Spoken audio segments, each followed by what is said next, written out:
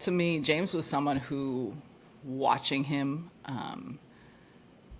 the brilliance of how he saw the game. I mean, you could say this. I would look at someone like Jason Kidd and like conversations with him, watching what LeBron does. Like, there's certain players to me that watching them and being that close, but doing so on a nightly basis to understand the things they're seeing on the floor or how they're explaining things or what they're talking through, like their basketball understanding and brain just functions at a level that is off the charts compared to other people.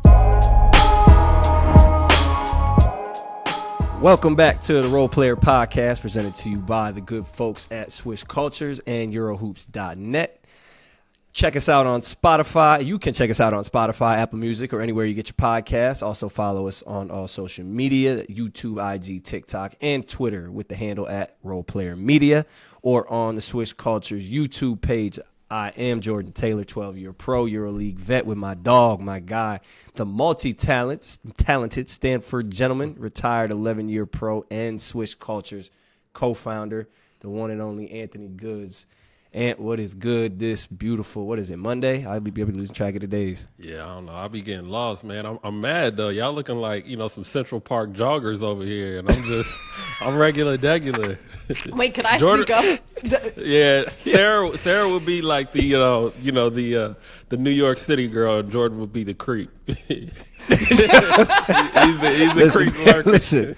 Listen, man. It's been a rough couple weeks. I'm looking very homely. The line is rough. Everything is rough. I ain't got nothing for you this week. I'm just saying, you look like you cutting your hair a little lower than usual as some type of defense mechanism. Man, I got some grays on the side. The fade get higher every year. The fade get a little higher. I don't buy that. Every time I see AG, he looks younger and younger.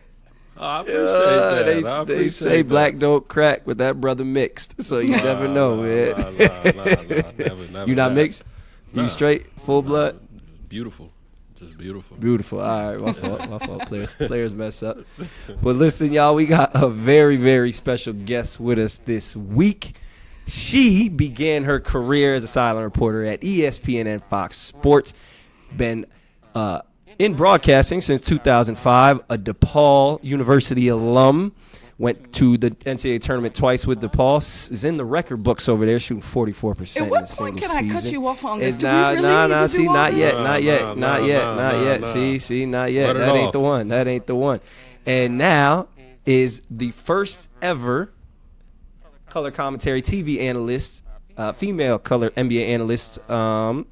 That is crazy, right? First in NBA history, correct? You can chime in there. Thank you.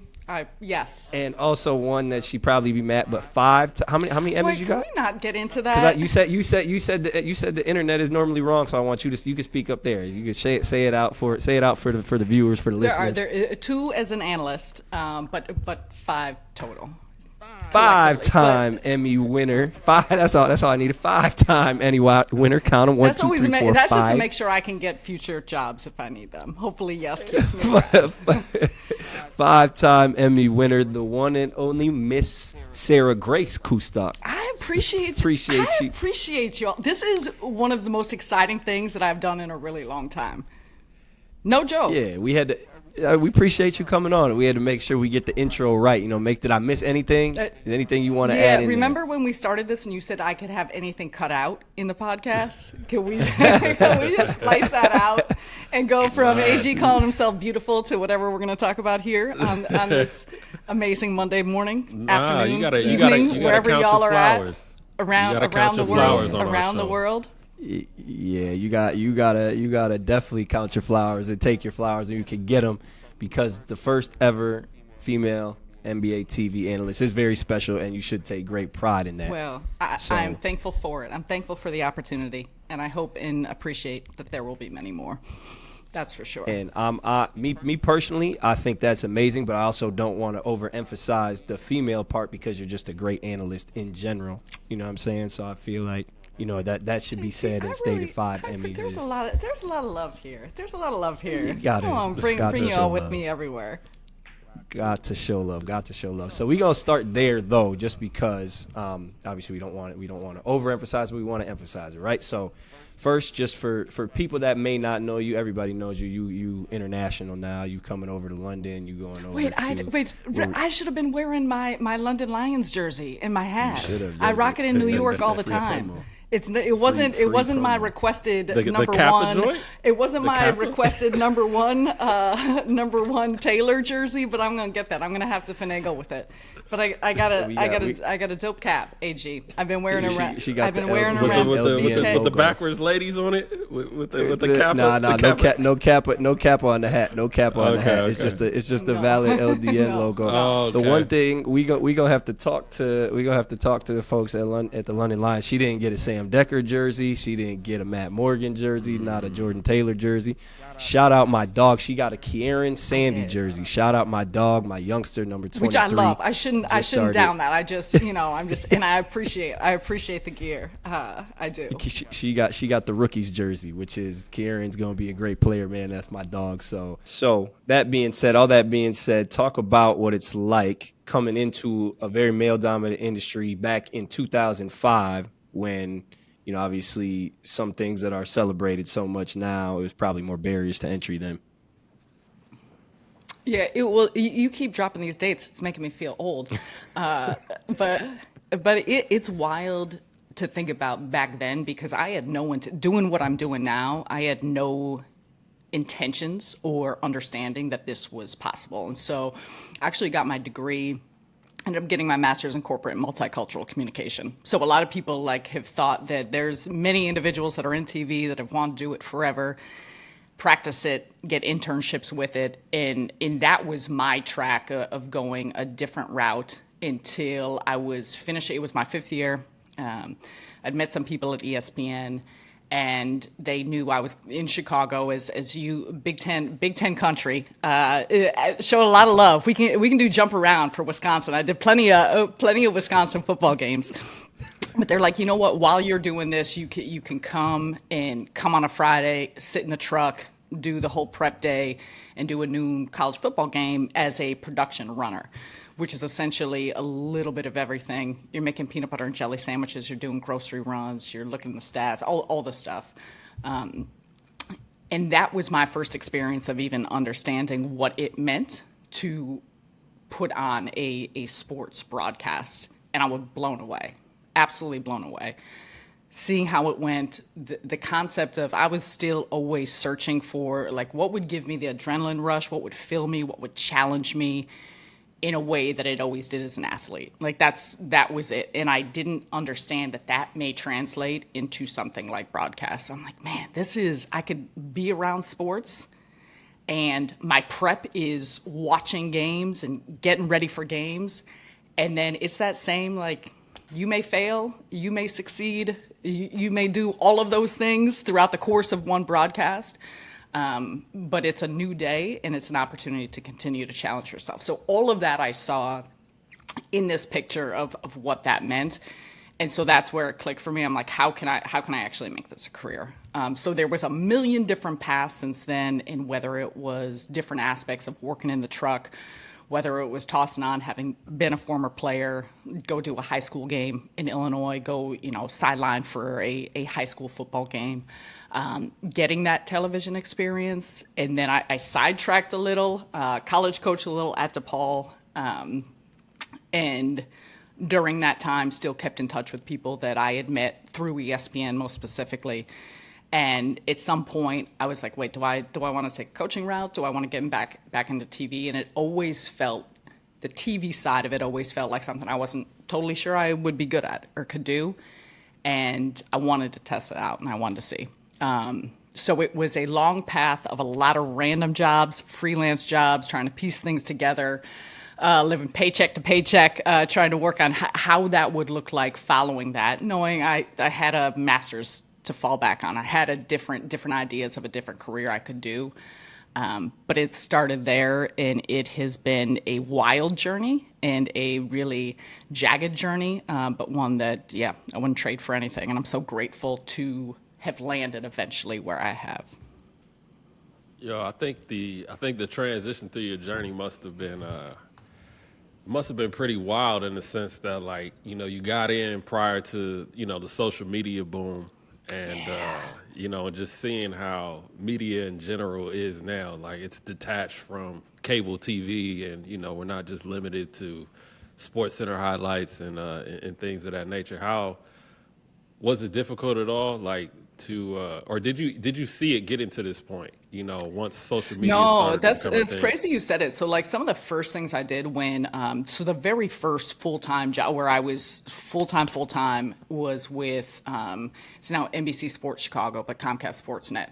And that was probably 2.5, 3 years into trying to piece things together, whether it was with the ESPN family networks doing some college basketball, some college football. I was doing digital, like that's when digital things, you didn't have it in the sense of Twitter, but YouTube, that was when digital programming for sports was starting to pick up a little bit more. So I did a thing called, again, College Sports Minute. We would tape in a recording studio when I'd get back from a college football game Sunday nights for like 4 hours and just bang out a handful of things that happened throughout the course of the week. But there was a multitude of different things that allowed for platforms for more opportunities. So I say that often, like when I was getting started, it was pretty compartmentalized in the journey and the avenue you want to go down. So if you're going to get into this, you need to start in a local market doing XYZ and have experience in studio and writing and feature story and all the same things that still exist. But now there's opportunities that far like expand just what you would think because of because of social media, because of how popular it is. And I think even for me, that was more of as I mentioned, the reason I got into this business was my love of sports and was my passion for the challenge I find in being able to break down things, or articulate things, or talk about sports. But I've always been a really private person. So the contrast, those who know me best, like family, friends, they still think they'll still laugh at me or give me a hard time for aspects of television that you need to partake in. With social media is a big part of that. So I didn't even get on Twitter till like I was very late to get on Twitter. For given the popularity of it at first, do I need to call it X? Whatever it is, I'm still trying to get involved with TikTok. But I think it's incredible. Like, think about AG, look at what you do with Switch Cultures, or like just us sitting on a podcast, being able to talk, and you can disseminate information, ideas, thought, all of that. I would never have imagined it's gotten here. And I even think over the course of the last, year, 2 years, like it's changing a lot. And I think it's in some ways it's fascinating and amazing. In other ways, I think it's scary. Like it's scary for a lot of different networks too, of how things have changed and how people are consuming information, or how they're, the cable cutting aspect of all this stuff and different television deals, which we're seeing, especially with the pro league. So I think there's opportunity, so much opportunity for growth, but it's just everyone getting comfortable being uncomfortable. Like things are going to change, and how it changes, you need to either be swimming with it, or if not, like you may get left behind. So you need to be keeping up with how everyone and how people are viewing things, looking at things, and what that looks like 6 months from now, a year from now, 10 years from now. So you mentioned change a lot, and I guess one question I would have, especially someone like moving out of basketball soon, next couple of years, whatever, how has your view of the game changed going from a player to how's your journey through broadcasting changed your view of basketball and the way the NBA works and just the business of basketball in general? I've talked about this with you a lot. Like there are things that I think you cannot replicate, having been a player or been in a situation, and even if it's a different sport or a different capacity, but at certain levels you're getting to, of being able to resonate with who you're talking about or what you're seeing or how it is that you explain that. And that's where I think, whether it's television, broadcast, everything is so subjective. Me, you, and AG can watch the same exact clip of a broadcast, whatever it may be, and I could think it's the best thing I've ever seen. You could think, it's fine, and AG could be like, that's trash. And so like that's where it all comes into, even with broadcasters, how you want to talk about the game, see the game, whatever your style is So much of that is based on I think who you are and being a really authentic, genuine version of yourself. Like that's where I think people love that and feel like they're getting the real you. And so I think to your original question, I don't know if I think just how there's elements of watching it that there's the mechanics of TV and getting in a broadcast. So if I'm calling a game, there's things I see that I want to say, or you see immediately, or you want to point out, and we're going to a commercial break, or my play-by-play guy I'm working with is on a story, and I'm not going to interrupt. And then all of a sudden,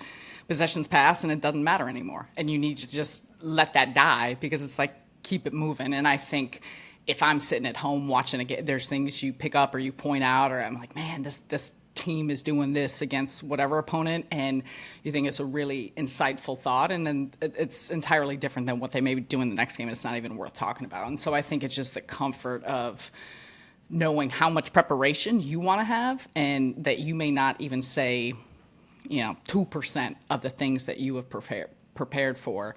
But sometimes I think that's a lot of like being a player, or being in a game, or what you're getting ready for against an opponent. But I think it's just continuing to refine, knowing how it gets into what you want to talk about, as opposed to just what you see in a game or what you see in a player or a team. And all that just comes, as with all things, I think, just more experience. And whether that improves it or not, I think there's people that get more comfortable, and they're just more comfortable. So the level of what they need to prepare, how much time or research they're spending may alter in what directions those are at. And I think it's kind of with all things in life, and a lot of things as we talk about getting older, just, where your brain comes into play, maybe a little bit more than some of the skill sets or other things you can rely on. Right. One thing that always stands out to me, or going into media, or the older I get, I guess one thing that always stands out to me is, I guess, when you're a kid, you think that this guy you just listen to whatever you hear on the broadcast, and then getting behind the scenes, pulling back to it, you kind of realize that these stories are not, I don't want to say predetermined, or that these guys are not doing well, but just like how much the media dictates what the general fan believes. And I guess Stephen A. Smith being a perfect example of how he controls social media narratives. And it's almost like people hear this stuff and they just regurgitate it, whether it's true or not. Stephen A. Smith might have watched 10 minutes of a game. So I guess I just say that to say that's one thing that has surprised me about media. I don't know what you think about it, being on the Swish culture side. You've got to develop like a narrative for overseas basketball. So I think it's like cool and surprising, I guess, at the same time. Can I jump in real quick? And AG, I want you to say this, but it reminds me, and I'm not gonna, but I'm sure you guys had this, like when you're going through like draft stuff, let's say, and Jordan Taylor, Anthony Goods, like what the draft, you're going on different websites, and I know nothing, but it doesn't go left well, or whatever aspects of your game.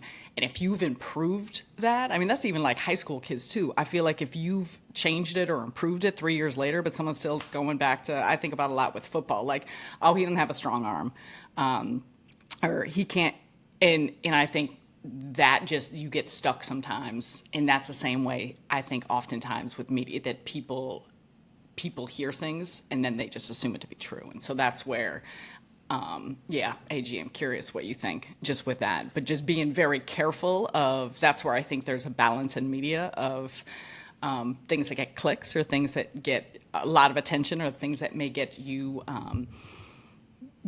to increase your success in what you're doing, and also the balance between, and I feel this so strongly about, like, staying true to the game or to players, or how you're describing things, or making sure you're being respectful of respecting the game and respecting those players. Yeah, it's funny, like working in the media space now. I remember way back when I was younger in my career, and I was with OKC for preseason. I remember before practice one day, a lot of the guys in the locker room, I'm not gonna say who came on the TV, but a lot of guys were they were just talking about one of the media personalities that popped up. And they were just having a long conversation about, different stuff that he said that wasn't true, and things like that.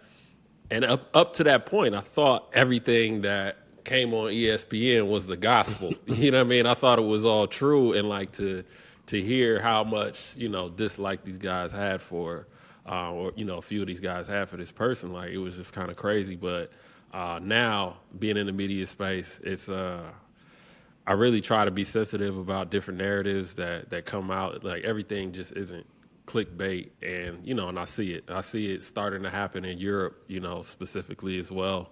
They're starting to, Europe's always behind, but they're starting to try to, kind of bring more of that American style to their media game, at least in the basketball space. And they do a lot of things that are like distasteful. And it's funny because one of the guys from the European media side, like, I really don't like what they do a lot of times. And I know he's just the face of the company, but it's hard for me not to, have that energy around him. Like, it's I can't. And it's every time I see him, like, I still haven't spoke to him to this day. And I see him looking at me sometimes like he wants to speak, but I'm just like, today's not the day. Today's not the day, because I just really don't like some of the stuff that they do, man, just for the clickbait. But that's the era that we're in. That's how I feel about Dave Portnoy from Barstool. I swear, I don't know that man. Obviously, I swear, but if I see him, I'd probably just give him a dirty look. Like, I think it's like this, like Tariq on Power. Like, I hate that dude just for no reason, man. But Sarah, you was gonna say something? No, what I was going to say, and I have no comments. I'm saying commentless about any of the people or that. But I think that's the balance, though, of you were asking about transitioning from being a player and getting into broadcasting. AG, you did the same thing. I think at your core, and I will put myself in that same boat. I'm not a 12, 13, however many plus decade professional player like both of y'all. But I think that's the difference between. You're always going to, at your core, think about the players or the teams and what it feels like to be those individuals.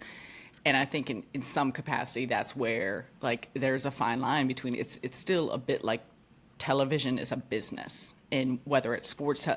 And so you want the honesty of opinion, but I think, I often think about how I want to broadcast or say things. In terms of teaching, who you're teaching or who you're speaking to. And sometimes people want that entertainment. Like, sometimes that's where the dollars come in. And that's where I at times struggle too with that. But I think that's where there's a balance or just difference sometimes in perception or how you feel opinion because of where you're coming from and what your background is, being from the start and from the jump a player. Yo, you ever said something you wish you could have took back on air? Yeah, I feel like all the time. I mean, when you're sitting talking and nothing jumps out that's super egregious. But I think when you're sitting on air for, like, I used to do 3-hour morning shows, or I sit on air for 2.5 hours for a game. I'll do that 100 times this year or something. Like, I'm sure I say things, I had to say something talking to you guys that I'm probably like, oh man, like, what were you thinking? What are you saying? And there's so many moving parts. Like, that's where I think there's so many moving parts of someone maybe telling you, like, wrap up, we got to go to break, or this is happening, or this, or don't forget they're talking about something else. And so it's not like you're always in the most locked in. So that's where I give grace to like players doing a post-game interview or sitting on a like, I don't know, like, you expect them to say everything perfectly. And it's like, maybe they looked at their phone and their mom is calling them, or like they're thinking about something else that happened, or they're exhausted after. And you're like, man, I didn't say that perfectly. And now it's getting picked apart in the media. And sometimes you're down with that. But I think, like, that's where I think it's a different business of, we're not sitting, my bestie is on Google Zooms every single day. Like, it's not recorded and put out for everyone to look at and everyone to watch and everyone to think about how everyone was giving their opinions on this meeting. So I think it's the beauty of the business. Like, I'm really grateful for what we get to do and to do this, but it's also, there's give and take of moments of just being like, man, that's not what I meant, or that's not how I said it. Or if you listen to a 2-minute clip, like the entire, someone cut out the first minute 45 and the last 5 seconds. And so, yeah, that 10 seconds does not sound very good, but that's not the context of what I was saying. And so that's where I think at some juncture you need to continue to be good with that. But I always say, like, on actually calling a game, I wouldn't say anything about I wouldn't say anything that I wouldn't say to their face. So if I'm gonna give this thought, or whatever it is I'm trying to say, I feel strong that I would also say that to someone's face.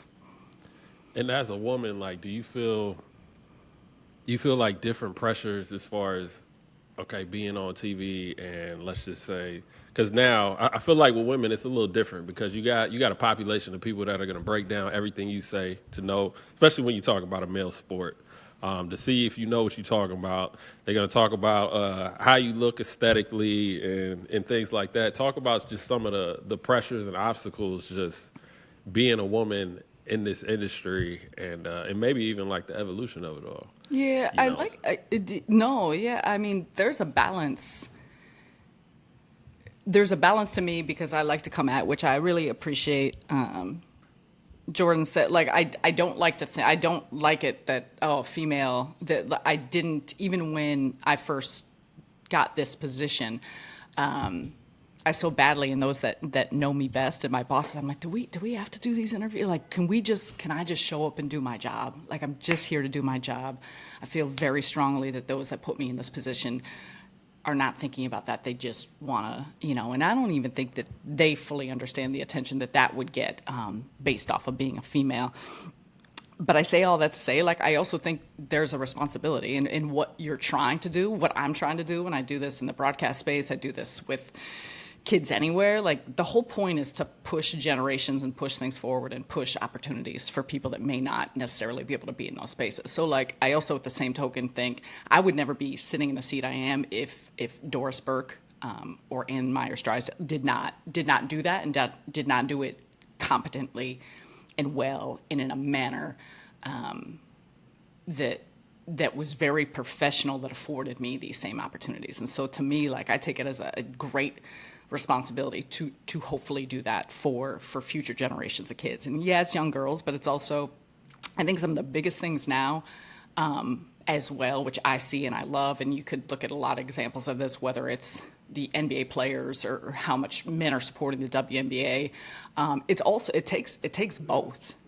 So my biggest advocates in some way early on, or the reasons that I got some opportunities, were a lot of men, or men that helped me along in this position and didn't look at me as, hey, I'm helping her out because she's a girl. I'm helping her because I think she potentially could be good at this. And I think it's changed. Like, from the time I got in the business, I'd never even thought this job and this role would be available. Like, it never dawned on me that this could be something that I was trying to figure out when I eventually got here. I took this job because I loved the NBA at my core, and that was what I wanted to immerse myself in. But my favorite thing to do was actually calling games and being an analyst. So I would still combat that with doing WNBA games and doing some women's college games and trying to balance both.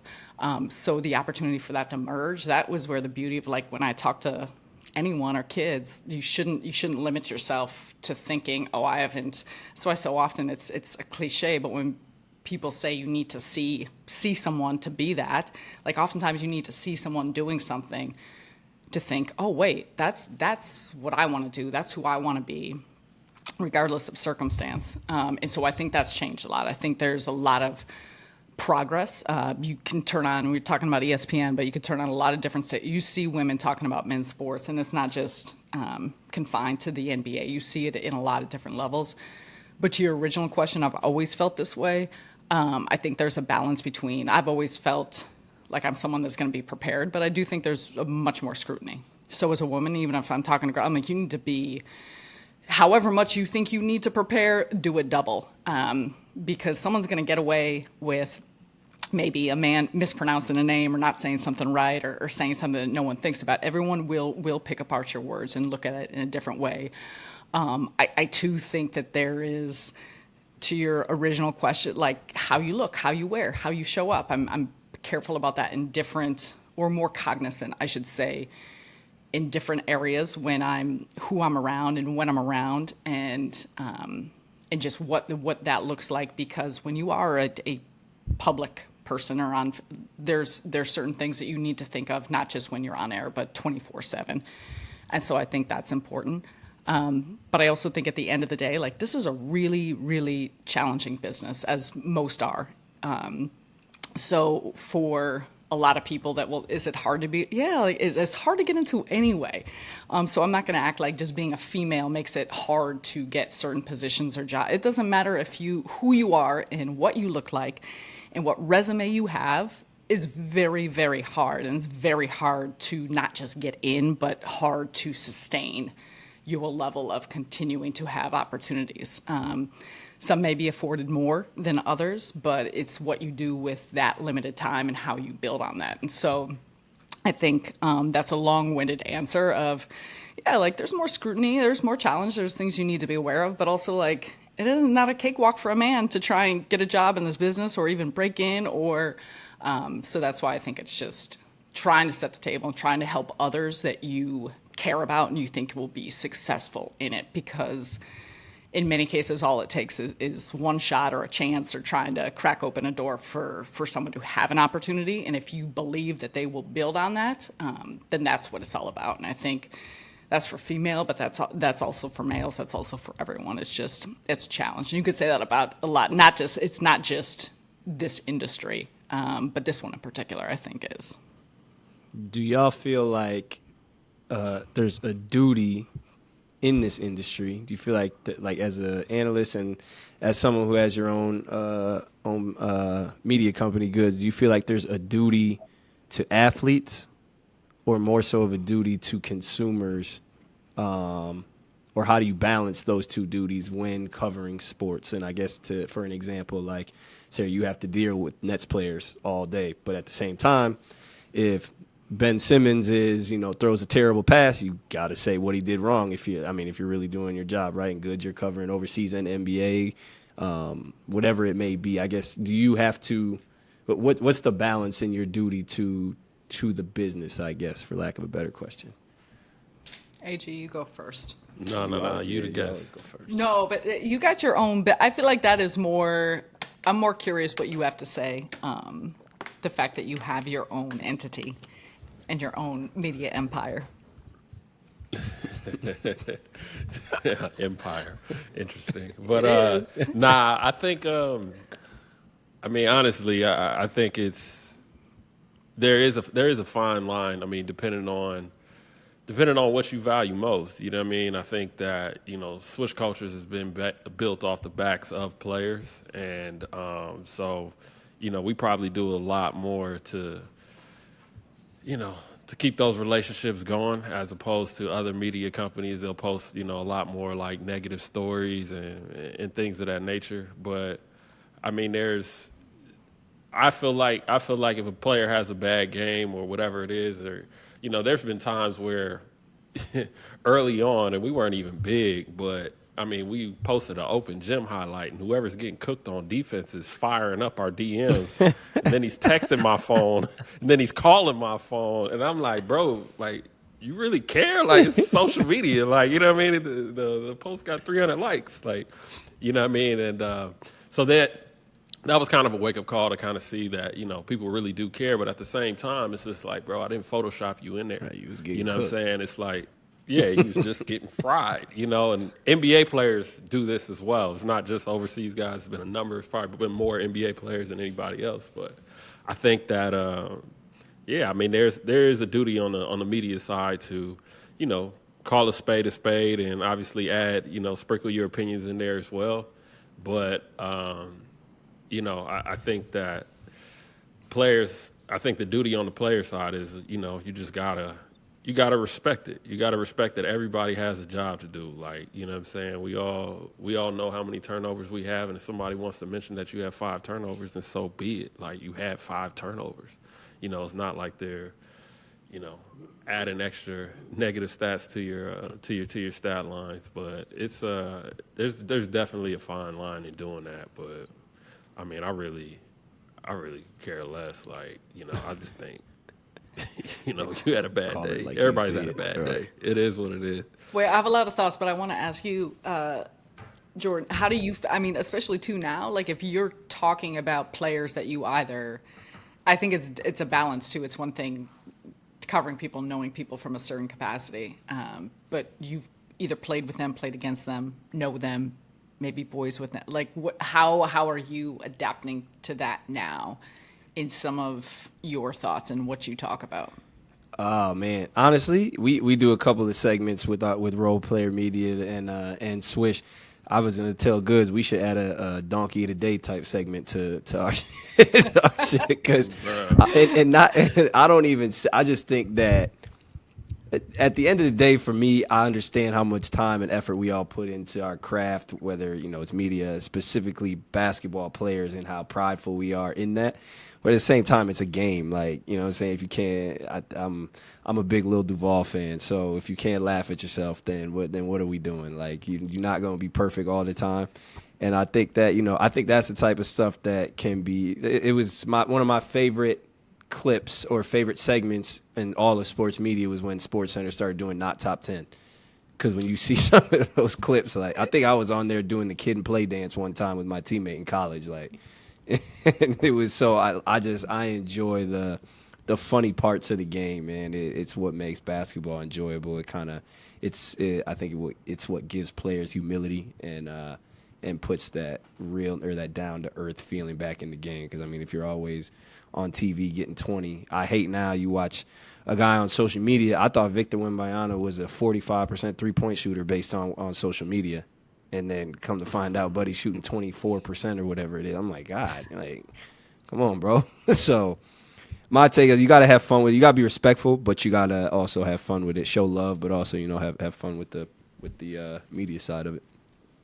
Yeah, and I think that's like the balance to it. If you're talking about a game or talking about play, like how you're discussing someone having a bad day or a bad game, that's different than going at someone in regards to something off the court, or like that's where I think the real decisions come in. If there's things outside of just having 5 turnovers or outside of having a bad shooting night. I also think too when there is like a little ebb and flow. Sometimes you don't need to point things out if it's not a part of the context of the story or point you're trying to make.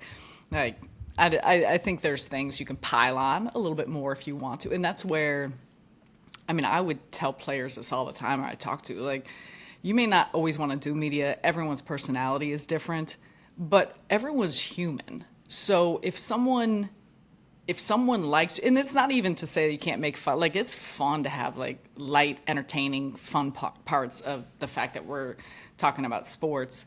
But I think there's always a little bit of a bias, and even it's unconscious of if you like someone or if they're really great to everyone and really polite and really kind, you're probably going to word things a little differently about a bad night or a bad game than you would otherwise. And so, I don't know, sometimes I think it's having integrity in the job that you're doing, but I also think there's a balance between still doing that and still making points and pointing things out, but also having a level of respect for someone. And I think at times allowing, like now with social media or things we do, a lot of things are personal. And so that's where I think, there's some more questions of who you want to be, how you want to go about that, and that also could be decisions based on how you want to continue to, I don't want to say build your career, but build your career. And I think that's where the, kind of the internal questions come in with how you're going about things. I think the sports media world is kind of like the lunchroom, you know what I mean, in high school. Everybody's sitting at a certain table and everybody's super sensitive. Like you can't, some people could take a joke and some people can't. And I think a lot of players, like, because they are the subject, they are the product that's on the court, they get really sensitive, especially about negative things. And, and I think that, the media is the one that has to tiptoe, because, you're going to get some backlash. I mean, the fans are going to be fans. They're going to, have things to say. But, player sensitivity is number one. And then when you're dealing with a league like the NBA, I feel like it's even worse because, they do get a lot of backlash and a lot of negative attention, from many different angles. And, so it's, I don't know. I just think the NBA, doing the NBA media is just a little, because there's just so much more exposure and things like that. I think that it's a much finer line than, just being overseas. Like, you can go and say whatever you want about a Jordan Taylor or Anthony Goods. Nobody's really going to care outside of that local market. Whereas depending on what you say about a particular NBA player, all he has to do is respond to that tweet and it could go viral. But that's even like you asking how things have changed, or like before social media. That's before it's either however someone's writing up their story in the paper the next morning, and half the time like our players even reading or looking at that, or it's secondhand on stuff. Now you can have things clipped. I mean, it could be in a game that no one it could be something that no one watched, but if the clip picks up and goes viral, then all of a sudden there's such a larger amount of dissemination and everyone's hearing things. So I think that goes back to just with social media, for good and for bad, everyone has an opportunity to hear everything. And the parts you're getting, like, to whether the context of it was meant to be that way or not, like, that's where I just think now everything, every little part of things you say, and I wouldn't say it wasn't like that before, but I do think that's drastically changed just with how we consume media.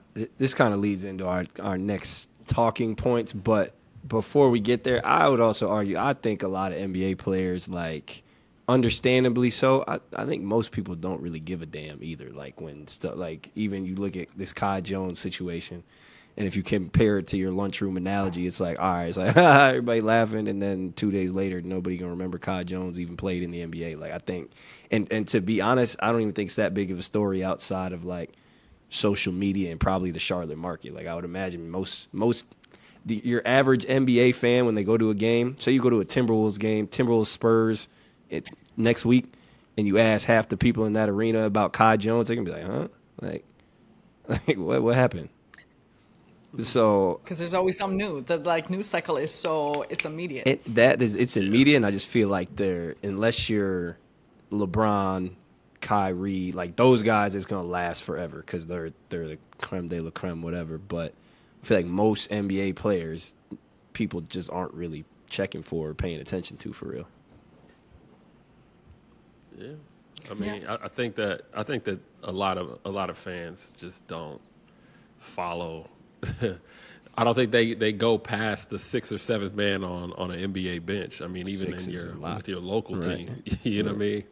I think they know the first 2 guys off the bench, but after that, it gets cloudy for a lot of, average fans. I had 2 friends come out here, both played in the NBA. One is significantly more popular than the other, and they went to a football or soccer match out here, and I wasn't. There's a secondhand story, but apparently fans noticed the one and didn't notice the other NBA player, so that all of his friends were sitting here clowning him like, yo, like, yeah. So I mean, and he had a great NBA career. So I think it's just one of those things where a majority of guys I think it's a little overstated. But that being said, we would be remiss not to talk about the topics that you have to cover, Sarah, which is, you speak of perception and misconceptions, covering the people that you've had to in Brooklyn, namely Kyrie, KD, Harden, but now the return of Ben Simmons. I guess he seems like, you would obviously know, but he seems like a good dude. So talk about, like, some of the misconceptions that people have around Ben Simmons, and just his whole media narrative. I would start by agreeing. He's a great individual. He's been wonderful since coming over to Brooklyn, and just how he treats whoever, you name it, whether it's media, teammates, organizationally, fans. I just think so much of his limitations of what he's been able to do recently on the floor or being able to play has been health-related, physical health-related, and I think that's often overlooked. So for him to have been vocal before about mental health, or him having different circumstances, situations in Philadelphia, whether it was sitting out, whatnot, I think that people often have not attributed enough of what he's been able to do based on what was going on with his back and him then having surgery, how that affects, you all know as players, like how it affects everything with how you're performing and playing. And so I think that's where it starts. And anytime you have someone that's a former number one overall pick, he was a 3-time All-Star. There was a ton of scrutiny about that Philadelphia team, part of the process. There's a lot of things. That's how it goes in the NBA. When you are one of the ones that you get a lot of attention. Some could be good, some could be bad. But I think his whole journey has been one that it's you got a lot of perceptions and opinions of those that aren't in the gym every day or don't see someone around, or was really hoping he would be part of a group that would bring the 76ers, a NBA title. And so feel a way, fans have different thoughts and opinions. And that's where I get back to our original question. That's where I get at times more, I don't know if sensitive's the right word, but about play, unless you're in and unless you're around, but unless you're in a gym every day, unless you're seeing someone every day, I know a smallest percentage of a lot of what happens, but in doing my job, I'm sitting in practices, I'm traveling with the team, we're on the charter, we're at the hotel, you're around things that a lot of people are not privy to. And so that's where there are so many things, and I wouldn't just say with him, that, you hear wild things and you're like, man, that was not even close to being true, or someone thinks this. And so I think there's a balance of that. But I would say flatly with Ben, like, that's what it's about. And by all accounts, he looks as healthy and as explosive and as good as I've seen him look since coming over with the Nets. He has been really emphatic about what he wants to get out of the season. So I think that's like where it comes in. At some point, then, okay, this is where you're at, this is where you feel. And I think that's the excitement and the enthusiasm for fans, for teams.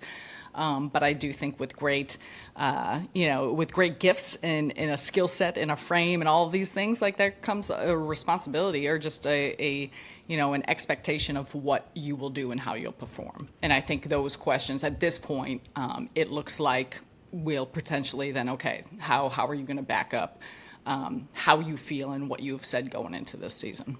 It seems like the talk show media and all that would make your job even more difficult, just in the sense that now it's like you have to be very cognizant of, because you're low key, because these are relationships that you have, people that you talk to and you have to find that, or you have to somewhat play defender for them, but also be able to critique them fairly. Is that? I think, yeah, but I think that's though where the credit, like when you talk about longevity in this business, to me that's where it comes from, like understanding.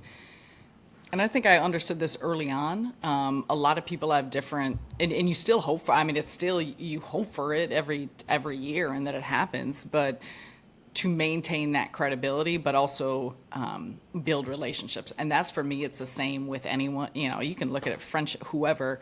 Sometimes things don't happen in a day. Like, you can't, I've never coming in somewhere expected I need to earn trust. Like, I need to earn trust from everyone. I always would look at it that way.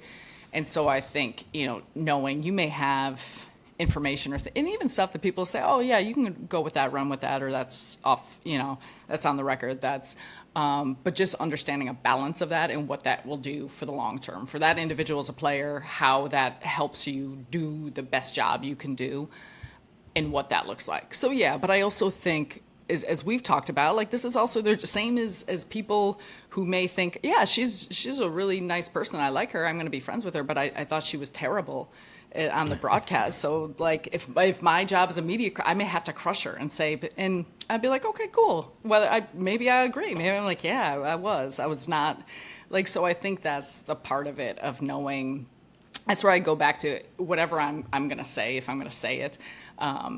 Part of my job is to maintain my credibility, but also knowing that a lot of things I see, hear, converse, all of that, knowing me well enough as a person and a professional, that I have the understanding of where to balance what you're keeping in and what you're using for your job. And sometimes that may influence how you're saying things, even without giving away information. But there's stuff that you may know that influences how exactly you try and describe or say things, even if you can't share, some of the information that you have. I think I always said coaching and bear with me. I always say coaching, like when Spoelstra started coaching LeBron in Miami, I thought it was the best worst job you can have because it's like you get to coach LeBron, but then at the same time you're coaching LeBron. If he ain't messing with you, then it could be over for you real quick, a la David Blatt, right? So I kind of look at the media space in a similar fashion, and you get to watch KD, Kyrie, Harden every night at one point, and they're like, I forget the stats. You probably know they were 14-2 when they actually got to play together. Like they were unbelievable. But then at the same time, with all the media coverage on them, it's like how difficult is it to cover superstars as opposed to just covering the Indiana Pacers on a certain night or on a night to night? Are you really hating on Tyrese Halliburton? Yeah, after they lost the gold, they costing us money over here. Yeah, I am. No, I'm messing around. I'd always take. I think that's like again. It goes back to you were spot on your assessment, but that's the fun part of the challenge, and that's where it gets. Again, it tests you and challenges you of like, okay, you need to. You need to be very mindful of how you say things and how you want to say things, and also very thoughtful before you go in to think of having your own opinion or having your thoughts. Or, but it also was, and still, when you get to see them and watch them, and like you say that, I mean, they are the elite of the elite, but also just watching these players in practice. I can sit and watch. I could live in a gym. And I could watch people shoot for hours and hours and hours, or do whatever they're doing. Like that brings me my greatest joy. So sitting through a 3-hour practice to me is like heaven. Like, cool, let me watch this and let me watch like the details of little things about players. And so my favorite part with them, I mean, obviously the games are a whole different level. Watching them like go through their own individual workouts at whatever, understanding the work that they put in to be at the point they're at and what they become and the time they pour into their craft, that to me is second to none. And so I will always have an enormous level of respect, and that's where my opinions, my thought, all of that, and I know there's a lot surrounding it. We're looking at superstars. That's where I think there's a balance of, there's things that you know when you see that are so far beyond what a lot of people are talking about that saw the 3 highlights from a game, that I would always take that. Yeah, like would I take watching Kevin Durant play 82 night? Yeah, like sign me up for that. And and it'll challenge me to be maybe more when I do go on shows or other things that are being discussed. The brilliance of how he played, or Kyrie playing, or James, or like how James saw the game, being able to listen to him breaking things. I know there's a lot of extra, but that's where it's too, like, these are human beings and this is a business. And so a lot of people have a lot of thoughts about just different actions or how people are going about things. And that's where, I think I say this is just such a unique industry, because in no other industry are you, well, maybe some others, but talking about what someone's doing with their contract or contract extensions or what this looks like, or thinking that, you may be ending up in another city at a different day, and both the ownership you have in your own life, in your career, but also there's parts of it that are not. And that's they get paid a lot of money, but also there's a balance with all of that. This is real quick. Good. You look like you had something, but real quick, I want to know, besides you got to watch those 3 specifically up close, but also Ben Simmons and all other NBA greats, right? I had a friend, played in the NBA a long time, have a friend, who, in the nicest possible way, he thinks that all elite NBA players, so Steph, et cetera, Kyrie, he thinks they have a form of autism that makes them so great. And he said it in the sense that, like, the developmental disorder allows them to, like, consume and develop their game in a way that others are not capable of, or comprehend certain things in the game that others are not capable of, and adjust.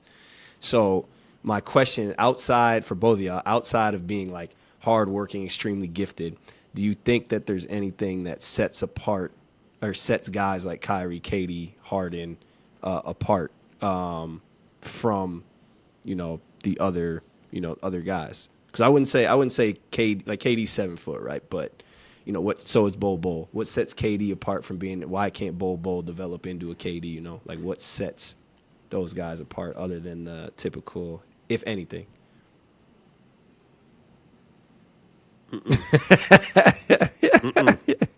Just if you've noticed anything. If it's nothing, then it's nothing. I'm not going to co-sign the prior statement of your friend, your Of course current not. Yeah, friend. call him autistic. Call him autistic. No. Let us get that sound bite. I was like, he kind of blew me away when he said it, because I was like, damn, like, he made sense. He made more sense explaining it than I do. Yeah, I wouldn't. Yeah, But because it's no. a dangerous game to play, right? So I'm not. Don't No. say that. But No. I think it's just, I mean, as with all, I think people are just cut from a different cloth, and they're like, I think using the term work ethic, there's varying levels to that in the understanding of what that means for each individual. So someone could say Sarah works hard. Someone could say Jordan works hard. Anthony, like, that may look different, and especially even in like different lanes. And so your understanding, and you see this with players, like, obviously there's the sliding scale of just being physically talented, or your size, or God-given physical abilities, quickness, all of that stuff.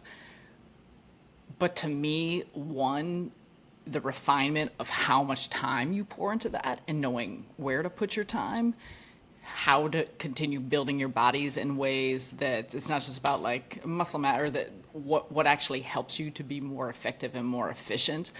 And then twofold, I think there's people that are just, when you're stepping on a field of competition, are absolute killers. And I think those are different. Like, they're the difference in how they go about things and what drives them. And it could be a variety of things. I just think what drives people is something that can put you just in a different mind space or a different mind frame, and the ability to embrace pressure or pressure moments or meeting the moments.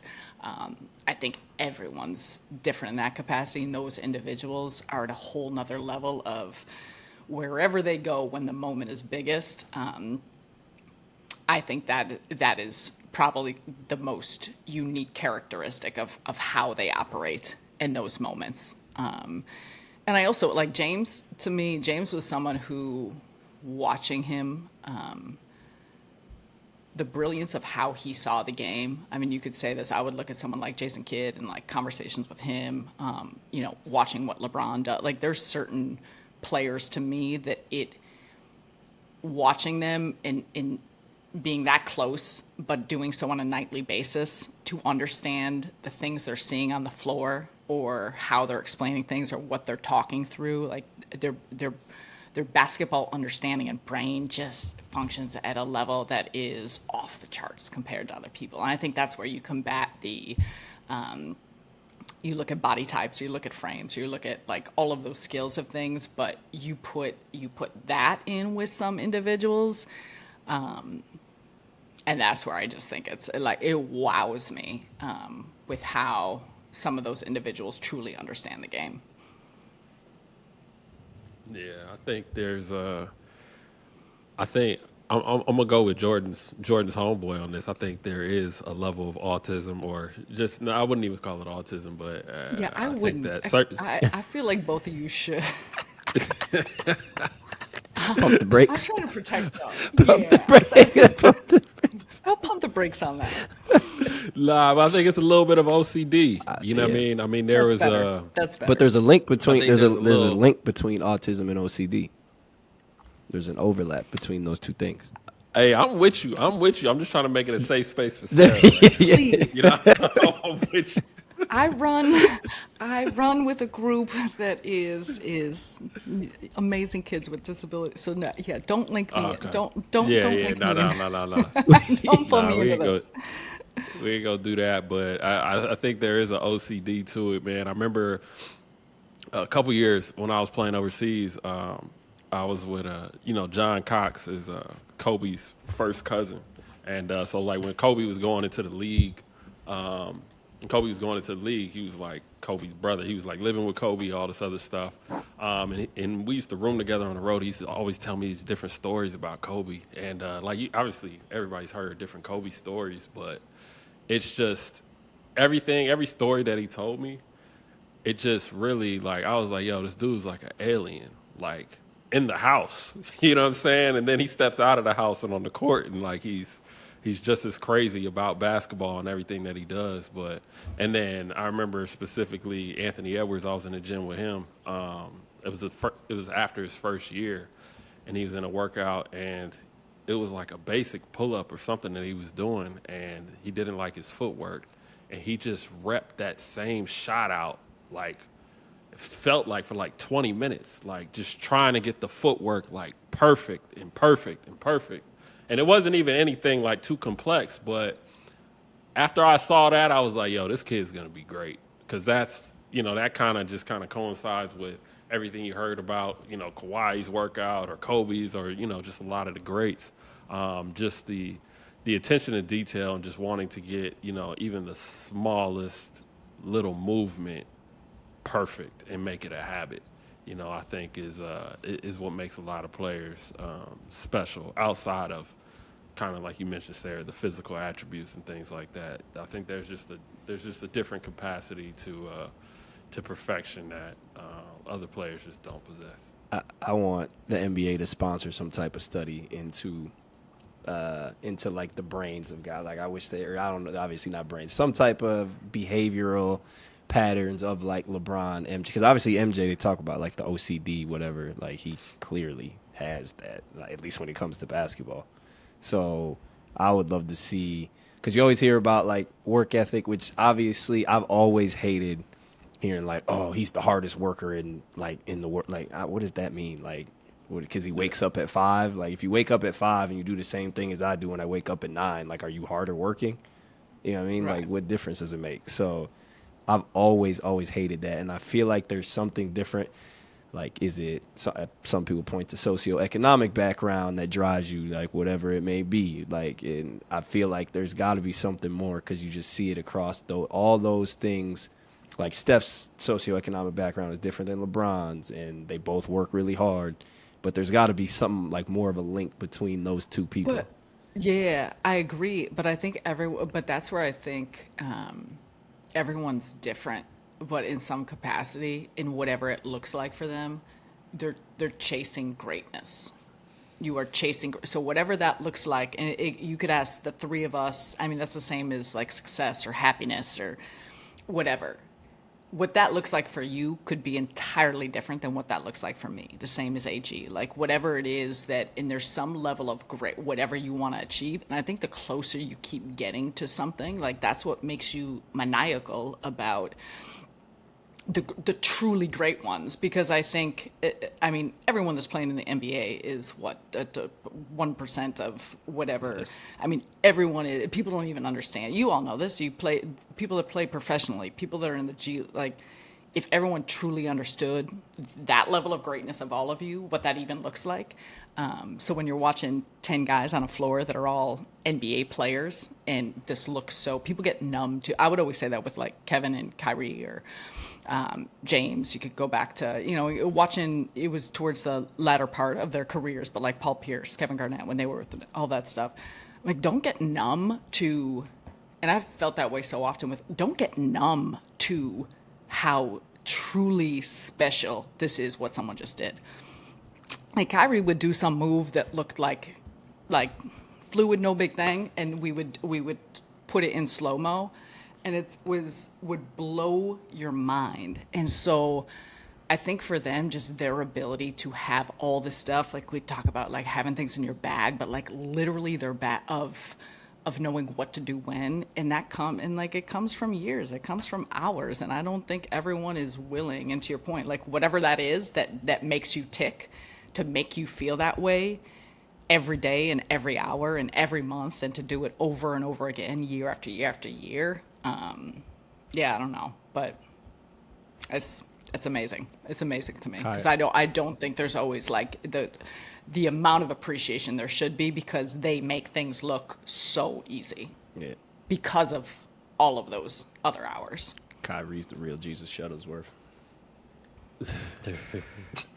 No, I think too though. There's I know for the draft they do a lot of they do like the psychology tests and whatnot, and so you imagine these NBA teams probably have like a wealth of study or a wealth of knowledge in regards to just certain players that have panned out and have progressed over a certain amount of years, and then you have this young player coming in, and I'm sure they can pretty much just compare tests and try to gauge how this guy is going to progress over the course of his career. Because I think as an athlete, it's a lot of it has to do with your just capacity to learn.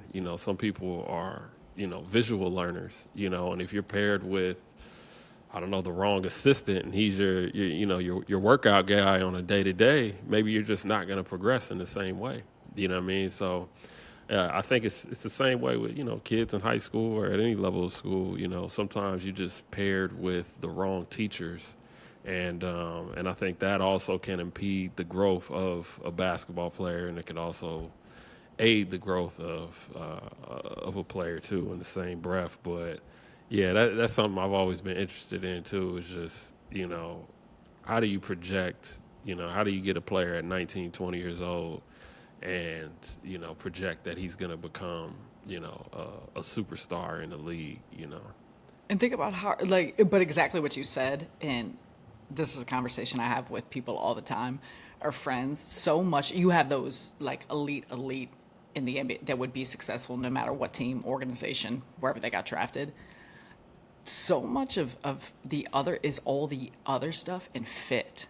And like you guys have seen, like you've been there, it, whatever summer league team you're on, or whether you get picked up, or this training camp, someone gets hurt, this or that. Like there's so much, and I don't want to say like chance, because I don't. The people have put in the work to put themselves in that position, but the alignment of being in the right place at the right time with the right fit with Health. AG, your right point. Like maybe it's the right developmental, maybe it's whatever the roster looks like. There is so many factors. I mean, it's all things in life, but there's so many factors to get to that point and to stick around and doing so. And so when you say that about an 18, and especially now, like it keeps 18, 19-year-old individual, 20-year-old, like all the other distractions and things as well to go along with it. So maybe it's the city you're at, the organization you're at, the playing time you're getting, there is so much involved, and that's where I do think like those, to your point, interviews or studies or what that looks like. I think sometimes gauging how someone will track and progress, part of it is them, and a lot of it will outweigh, but part of it too is just what that fit looks like and where they're at.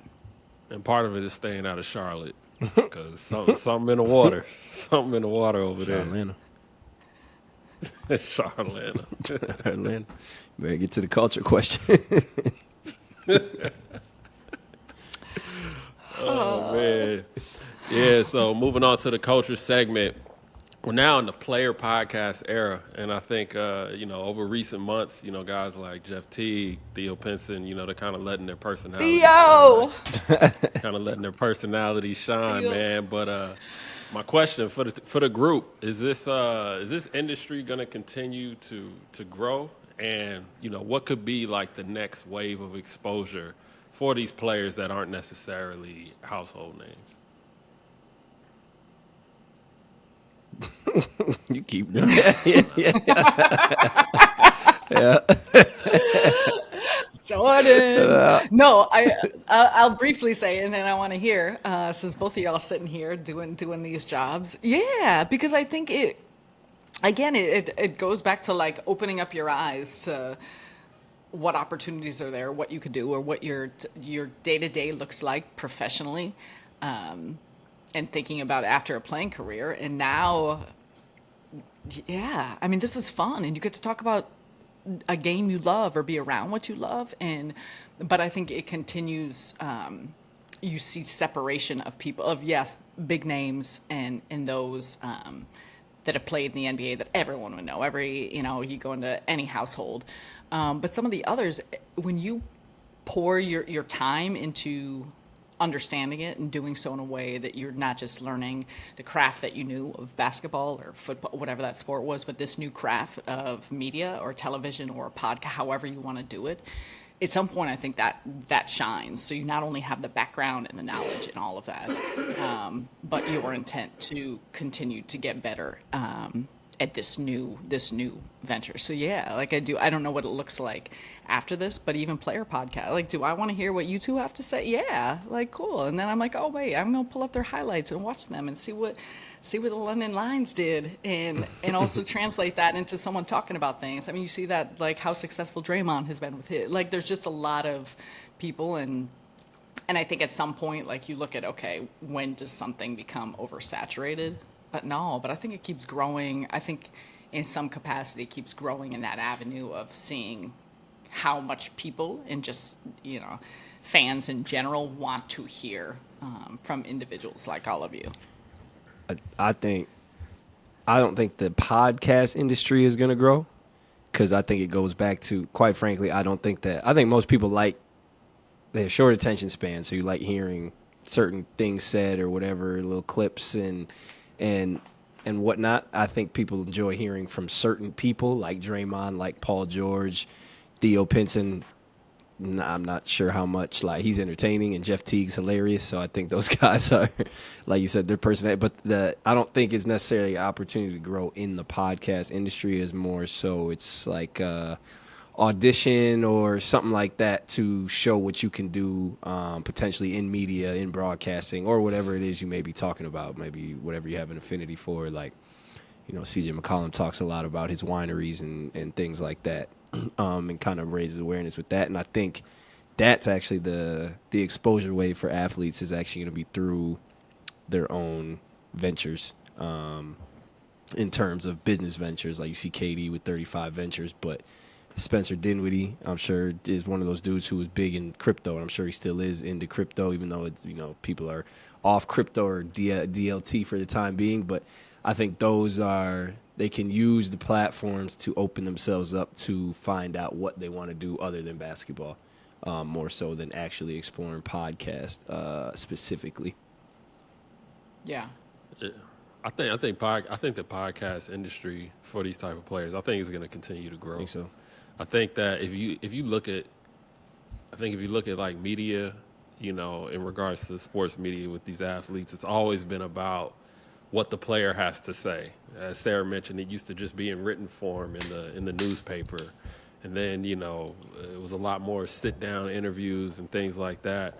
So I imagine that this whole, what's better than having a player like the JJ Redick podcast? Like, you got a player interviewing another player, like. Because I think as fans or people that consume this media, we all want to hear what these athletes have to say. And it's like, if you get it from the horse's mouth, what's better than that? So I think it's going to continue. JJ is in that upper echelon of guys, though, I think. Like, I would be interested to see how many subscribers, like, Theo Pinson has on his podcast. I think. Listen. No, I'm teasing. I'm messing. But here's the deal, though. Well, twofold. I would say a couple things because Jay, I appreciate your point. I agree. Like JJ, though, for example, and he upper echelon, but how he's talking player to player.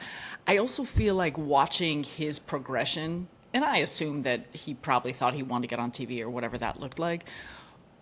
But how you can refine different skill sets based on other things. And also just if you enjoy it, like if I don't know, like this is a poor example, but I'm really excited to sit here and talk with both of you. And this is like a fun way. If you're like, oh, I want to have that I get to talk about things I'm interested in that people may be, and I'm going to do this with my friends or with someone I played with or with, and sometimes it's just a matter of like, oh, I could make a little extra cash and kind of package this with whatever work or professionally I'm trying to do and how it helps me get better. And I think a lot of players, like too, if their end desire is to be on TV calling games or be on talk shows or whatever, I do think things like podcasts help. And you can bring on people. If you start having, these guests that everyone else wants to hear from, that's the other part. So not that I don't care what this person has to say, but they get all the good guests. And so I'm going to go here because they get people I want to hear from, and or I like how they're asking questions or what they're talking about, the topics they're talking about. That's where JJ has an advantage. Like, he has access to Chris Paul one night, and Blake, but most people don't have that. Like, you take, again, Theo Pinson. Me personally, I'd probably rather listen to Theo Pinson than JJ Redick, just because I feel like Theo Pinson's perspective is going to be more relevant to how I see things. He's hung around the NBA for how many years? He doesn't really play that much. He's probably one of those dudes that people are looking at like, oh, he can't play because he's not playing in the NBA. But you put Theo Pinson on the court and he's going to murder you. Like, he's going to tear you up. He's going to bury you. So it's like I can appreciate probably or relate more to his perspective than JJ Redick, the dookie who's them dookies be. Yeah. So you need to cut me out of the picture in a lot of these statements y'all are making. Do not have my face up here, not in my head. I got dookies who are friends, man, but you know how they be. Just like them Stanford folks. I'm honorary Stanford Cardinal. Yeah, you are honorary Stanford. Why? Yeah. Ugh. Yeah. Yuck. She is. She part of the fam. I am. She part of the fam. Stanford don't win no games. We struggling. We beat Colorado. Y'all we good. We got our win for the year. We beat prime time. Poopy butt. We beat prime time. Poopy butt. Hey, did we play Wisconsin this year? I hope not. Was it a home and away? Probably, but I hope y'all don't play us because y'all need to stick to developing tech. I ain't got no bets Stick to writing code, brother. Yeah, no, that ain't it. That ain't it. But let's jump into the last segment. Paycheck, rain check. Somebody's paycheck is taking a rain check this week. And today it's my man Duško Ivanović, head coach or the former head coach of Crvena Zvezda out in Serbia. He was let go after a 1-3 start in EuroLeague. They brought him in. Felt like a year ago he was a hero for Red Star, and now he's kicked to the curb very early on in the season. I think we kind of see this thing happen in the NBA as well. So the question for the table is, like, what's the current state of the value of coaching, and is it decreasing across the basketball world these days? Because I just feel like coaches are just being let go left and right without even really having a chance sometimes to repair an unfavorable start. You go ahead and nod every time, huh? Nope. I can't speak to this particular situation. Sure you can. I need to. Well, I'm saying I need to follow up on EuroLeague a little bit better. I'm getting there. I'm trying to figure out when to get back out to my Euro Cup though. But a Euro Cup, I need. Okay, so basically they brought Duško in. They were playing bad. No, I'm not trying to comment on Duško. I know, but I'm just explaining the situation. They brought him in. When you explain it, though, then I'm gonna have to comment. They had success, and then this year, they started off slow, and then they just let him go and fired him. So real quick, EuroLeague is the highest level of European basketball. Yeah. But isn't it okay? So, but Euro Cup is different than EuroLeague. Yes, EuroLeague step is down, it's the next Euro level Cup. down. It's like Okay. It's the next tier. It's the next tier of teams. Well, I think this goes back to a couple. I think every situation is different. We do see this a lot in the NBA. I think every circumstance, every situation, every organization, every owner, like who's really calling the shots? Is it an owner making decisions? And this is, again, different. I need a better understanding, which I will do, of EuroLeague and just the context of it. But speaking from the NBA, like you have different organizations that sometimes you have ownership or, the governors that they make decisions in a certain way or their influence or their opinion as opposed to the VP of basketball operations, as opposed to a GM, and just what that looks like, and in terms of needing a change and when and how you need it. And so I think unless you're in the building, you're in there every day, you understand why things are going left. I think that depends on the place. I think with coaches, sometimes they are the most immediate target to make a change. Not always easy to, whether it's you want to look at contract size, whether you want to look at rosters, making trades, time of year, like all of that stuff. Sometimes they are the most immediate thing that will shift the direction of where a team is going, and whether that is based on system and X's and O's, whether it's based on personality, resonating with players. That goes back to like us talking about young kids, how you resonate with players and help understand bringing a team together, and the leadership aspect of that sometimes matters way more than necessarily what plays you're drawing up or what you're doing in games. But I also think you can watch that and see that with, you brought up Eric Spoelstra before, like watching his, especially the playoffs is brilliance, but even in season adjustments, in-game things, what they're implementing, how they're working, like it does matter. And I also think the difference in coaches you're seeing or assistant coaches, or the more you understand like different players out there, I think you're seeing different, whether it's former players or different coaches that were young players and having more success. Like I think sometimes it's a copycat league that you want to try and duplicate that and replicate that. So you'll see a team say, man, there's either coaches that have been around for a long time, keep getting new jobs, or it's like, oh, we saw what Taylor Jenkins is doing with Memphis, and Mark Dagnall with Oklahoma City Thunder was hired like from their G League team, and he's doing a great job. So I think you see different coaches, different players, different organizations just having different decisions. But I think I have no idea about the situation specifically you're talking about, but sometimes I think if things have not gone well and you need a change, that inevitably ends up being the first place that is the easiest place to make a shift. I was ready to fire. That I agree with pretty much everything you just said. Speaking to Dusko, I watched that Monaco and Red Star game, and he should have been fired as soon as he subbed out Shabazz for Teodosic with 3-4 minutes left in the game. Shabazz Napier? Exactly. Yes. And no disrespect, I want you. You might know Milos Teodosic. He's one of the greatest EuroLeague players ever. Maybe arguably the greatest EuroLeague point guard ever. One of the greatest passers Europe's ever seen. But he's 36 years old, and he subbed out Shabazz with 4 minutes left. If I was the brass over there, I would have marched down there and took his clipboard and his tie off of him immediately as soon as he did that, because that was crazy. I don't know what he was doing. That being said, I think the value of coaching isn't going down, but I think the bar moves more rapidly than ever.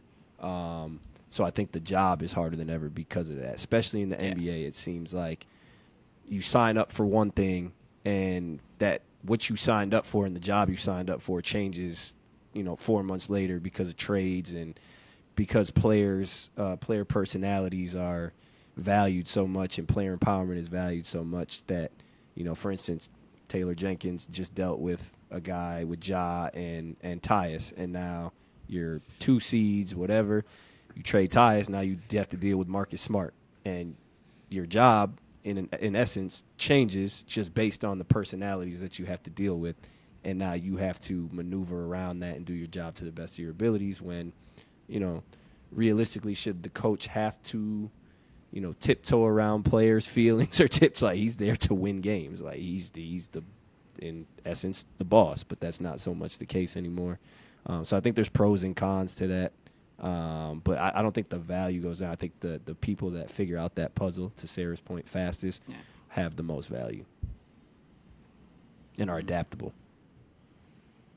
Yeah, no, I think it's interesting. I mean, in the European landscape, they value coaches more than players. It seems like, and it's always surprising to me when. When they put this coach on a pedestal, and they're kind of like Pablo Lasso, like, you remember how dirty they did him over at Real Madrid. But yeah, I mean, I think Dushko, it was unfortunate for him, but I think coaching in general, kind of going along with your point, I don't think the value is necessarily decreasing, but I think now more than ever, though, I think it's important that the coach keeps the locker room. I think if you can't motivate these players, I don't care what you drawing up, like, it's not going to matter at all. I don't care how much talent you have. And it's just, you really have to keep the locker room. And I think Dushko is one of those guys that struggles with that. outside of whatever he's doing on the court. But yeah, I mean, I think coaching is the coaching landscape is just changing. It's not based so much off the actual act of coaching. I think it's just more so how you manage, these relationships and these personalities in these locker rooms. Yeah. I agree. I do think, though, there comes points that really matters, or changes or season to season, or like coaches that you see are really good with, and this goes back to personalities, but even so, like being very successful with a young team or a team that maybe isn't as talent laden, as opposed to having 2-3 superstars, and what that looks like, and just expectations of like regular season and playoffs and how far you go. Like at some point, I think how you're actually drawing up plays in certain moments, timeouts you're calling, substitution, like there is stuff that I think it's all interlinked, but that you could see the ones that actually separate themselves in a way that's different and consistently different. So before we end up, what would you make of Vogel's situation? Because I feel like he's a perfect example. He wins a championship, and AD starts getting hurt, and then they trade for Russell Westbrook in what seems like a move to try and keep pace of firepower with the Nets at the time. And his job entirely changed because he's got a way that he does things. Now you have to incorporate a guy like Russ into everything you do, which is obviously a blessing, but also it proved to be a curse and ended up ultimately losing him his job.